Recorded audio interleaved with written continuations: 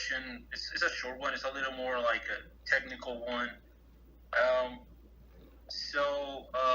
I read that when we touch some parts of our body that are usually covered, we have to wash our hands. So what happens when we take a shower and we touch certain parts of our body? Do we have to wash our hands after we take a shower? Yes. Yeah. Mm-hmm. That's a very good question. So let me just clarify what does it mean. So of course it's is it very different from between men and women? I don't know. I don't think so. So everywhere when places are usually covered, so everywhere. So everywhere meaning if it's not face or hands, so it's all other places like maybe neck or something. If somebody scratches himself and he needs or she needs to say a blessing or learn Torah or pray, so they would need to wash the hands the same way as they wash the hands after the bathroom, right? But if you don't not planning to learn Torah or say the blessing, so you're cooking, for example, you cleaning the house, right? You're there with a vacuum, so you're not obligated to wash your hands until later on. But I would say, that's my personal thing, I would wash because me personally I would forget.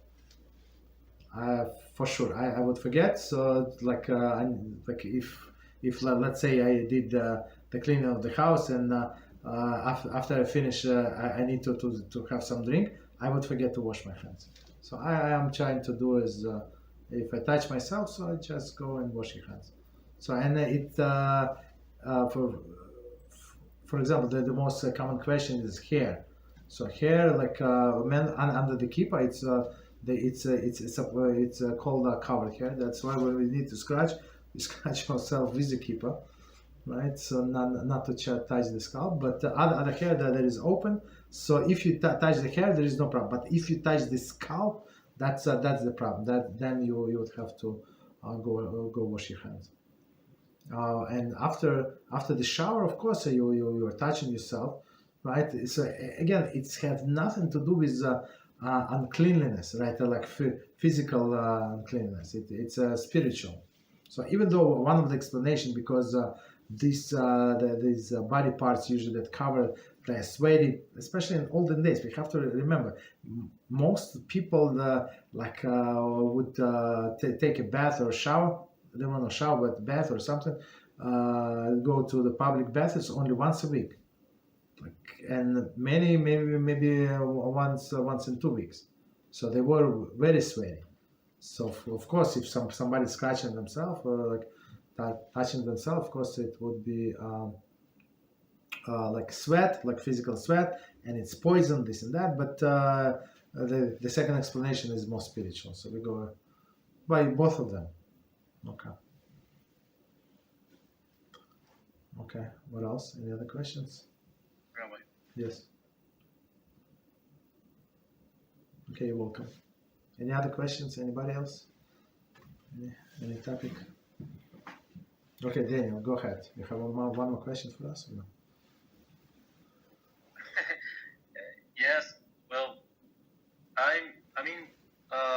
we can actually follow the same line of this washing hands, the issue of washing hands. So, can we wash our hands 3 times for no specific reason? Meaning, just to be cautious, just to say, okay, perhaps I touched something I should not have touched, or just in case any of these things that I could not remember, can I just go wash my hands? Yes. There's no problem whatsoever. No problem whatsoever. And we actually, since we're on washing of the hands, so there is Shol HaMoed says that when we eat something moist, right, something is covered with water, we have to wash our hands, because impurity can transfer from our hands. Let's say when we touch our shoes. So forget about covered part. Even when we tie the shoelaces, we have to wash our hands also. So if you have the slip-on shoes, that you don't touch with your hands, there is no problem. You don't have to wash. Like when you use a shoehorn, there is no problem. But otherwise, like there is such a big impurity on the ground, like from all the filth. So there is impossible to make the shoes kosher. Yeah, you understand? So even on top, even on the bottom, so we have to wash our hands. So that's very important when you have to go to the bathroom and you have to go outside. So first, I would say go put on shoes, go to the bathroom, but then wash your hands, and you're good, right? But it's one thing, and another thing. If you go back to our moist food, so if I want to eat an apple, so I just wash an apple, so it's still moist. If I want to wipe it with a towel, make it like perfectly dry, there is no problem. But if I'm going to eat like that, so my hands are wet, my apple is wet, so in this case I have to wash as I would wash for bread. You understand? But without blessing, and that's what we do. Some people say people say many things, but the Shulchan Aruch says do, we do. Okay. No blessing. Okay. Can you repeat that again, Rabbi? That you wash your hands and then for the foods that are moist, like that you just washed, and you're going to eat them with your hands. So the thing is same as why we wash twice on one hand, twice on another hand, right? When we wash for bread, so we're trying to get rid of impurity that was on our hands, right? So it would not pass to bread. Okay, so even the bread is dry, and it's an exception of the rule. If one I can tell you that this exception explained, but same idea, not to pass impurity from our hands to this apple and then eat this apple with impurity, and impurity passes only through some medium. One of the medium is water, through one of the 7 liquids. So one of the 7 liquids is water, right? So we have to wash our hands. So does everybody do it? No. Some people never heard, like they say it's somebody, like a few people that said, no, that's what Sephardim do. I said, no, that's what Jews do. Just some people, like they say things because they're not educated. They conclude. I said that it's praise for Sephardic people. Yeah, that's a big commendable if you see that they do. But it's actually Mishnah Brura. Go ahead. Sorry. So when you, let's say, I wash my hands, so I have to dry my hands in order to get that wet apple. Or I'm confused when you say but that. if your apple is wet, Mm-hmm. you have to wash your hands, or you dry your apple dry. If you dry your apple with a towel or paper towel, whatever, napkin. They're okay. They Yes, should be and okay. yeah, and then you dry your hands. For example, if they were wet, if they were never wet, there is no problem. Oh, okay, awesome. So it's one of the two. So for example, right. So if you just wash your hands, wash your apple, right? You use a spray, special kosher spray, veggie wash. Some people ask me, I said they enjoy it very much. So veggie wash, and because even apple they spray with a thing that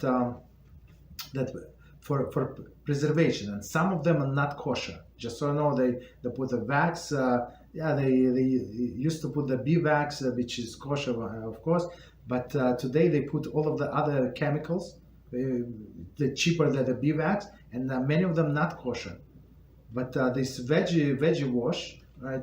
You can just make sure it's kosher. I use specific, but I mean for many years, because it works very well for us. So you spray on this apple, you wash it to wash off these impurities, like that not kosher, but they dissolve with this soap, special soap, and you dry it. If you dry completely and your hands are dry, there is no problem. You don't have to wash your hands. But if your hands are still wet, or apple is still wet, so you have to wash your hands. No blessing. That's the thing. Thank you. I have another question, Rabbi. Please. I heard that you're allowed to sleep with a pet in your bed, or that is kind of like There is idolatry or something. I can't remember. Is that what the Torah refers to? You sleeping with the pet, or I never heard anything about pets that it's forbidden. Or bugs, right? No, I mean I don't think so. I mean, maybe there is something that I do not know, maybe kabbalistically or something, but halachically, I don't see any problem. Like sleeping with a grown up, like children, would be an issue, but but but otherwise, no problem. Like sister and brothers, like, but otherwise, no. All right, thank you. You're welcome.